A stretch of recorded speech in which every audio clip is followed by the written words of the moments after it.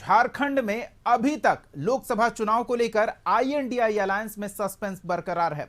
लोकसभा चुनाव के पहले चरण के लिए नामांकन प्रक्रिया जारी है, लेकिन अलायंस में अभी तक नाम तय नहीं किए गए। दूसरी तरफ बीजेपी ने 11 सीटों पर उम्मीदवार उतार दिया है।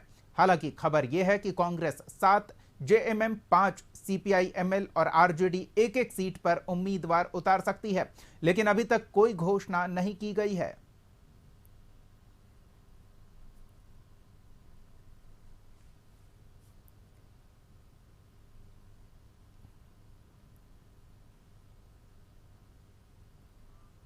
आईएनडीआई अलायंस की सीटों का फॉर्मूला तक तय नहीं हुआ है। जेएमएम प्रवक्ता मनोज पांडे ने कहा कि होली के बाद सब तय हो जाएगा। सभी से सीटों पर बातचीत हो चुकी है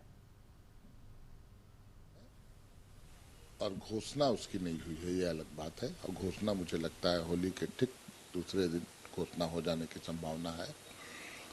और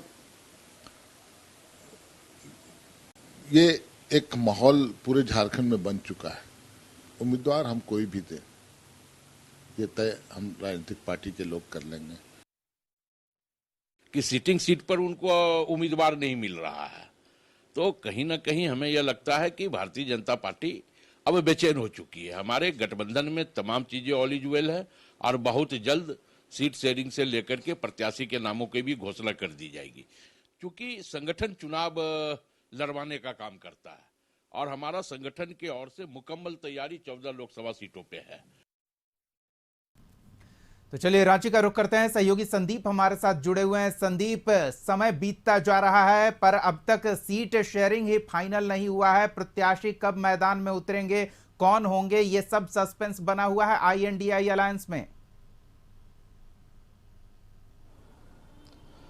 यदि बात करें लोकसभा चुनाव की घोषणा की, तो घोषणा हो चुकी है और एक तरफ जहां पहले ही बीजेपी ने अपने 11 उम्मीदवारों की घोषणा कर दी है और दूसरी तरफ यदि गठबंधन की बात करें तो गठबंधन ने अभी तक अपने पत्ते नहीं खोले हैं कि कौन गठबंधन के जितने भी दल हैं शामिल गठबंधन में, वे कितने सीटों पर चुनाव लड़ेगी और कहां से चुनाव होगा, चुनाव में उम्मीदवार उनके कौन होंगे। हालांकि 2 दिन पहले जो कांग्रेस विधायक दल के नेता आलमगीर आलम दिल्ली से बैठक कर लौटे थे, उनका साफ तौर पे कहना था कि सहमति बन गई है और 1-2 दिनों में जो सीटों का बंटवारा है उसका औपचारिक घोषणा कर दी जाएगी। हालांकि उन्होंने यह दावा किया था कि 2 से 3 दिनों में जो कांग्रेस के प्रत्याशी होंगे उनकी घोषणा हो जाएगी। हालांकि देखना होगा, अब तक किसी भी नाम की घोषणा गठबंधन की तरफ से नहीं की गई है। हालांकि जो जुबानी जंग है वह दोनों तरफ से, पक्ष और विपक्ष दोनों तरफ से चल रही है। हालांकि गठबंधन के विधायकों का कहना है कि हम देर से आएंगे पर दुरुस्त आएंगे।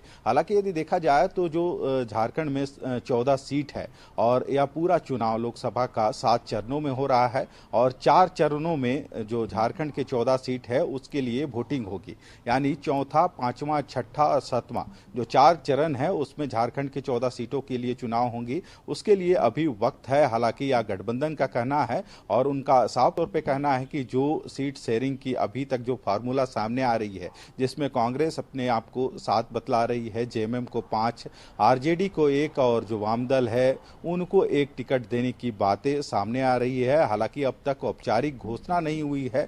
कई ऐसे जो प्रत्याशी हैं वे अपने अपने क्षेत्र में अपनी तैयारी कर रहे हैं। हालांकि कांग्रेस का साफ तौर पे कहना है कि गठबंधन में सब चीज तय है और जो प्रत्याशी होंगे अपने मैदान में, यानी लोकसभा जो सीट है उस पे वे उनका जो तैयारी है वह चल रहा है और इसमें घबराने वाली कोई बात नहीं होगी। हम देर से आएंगे पर दुरुस्त आएंगे और 14 में से 14 सीट वे जीत के इस लोकसभा चुनाव में हासिल करेंगे। हालांकि दूसरी तरफ बीजेपी का भी यही दावा है कि जिस तरह से कार्य हुए हैं, चाहे केंद्र सरकार की बात करें और या फिर राज्य में जो बीजेपी ने काम किया है इससे पहले, तो उन सभी चीजों को देख के इस बार 14 लोकसभा में कमल का फूल ही खिलेगा। पर गठबंधन का कहना है कि इस बार एक भी लोकसभा में कमल का जो फूल है वह नहीं खिलेगा। तो देखना होगा गठबंधन के जो जितने भी पार्टियां शामिल हैं गठबंधन में, उनकी तरफ से जो औपचारिक घोषणा है उसका लोगों को इंतजार है कि इन 14 में से कौन कहां से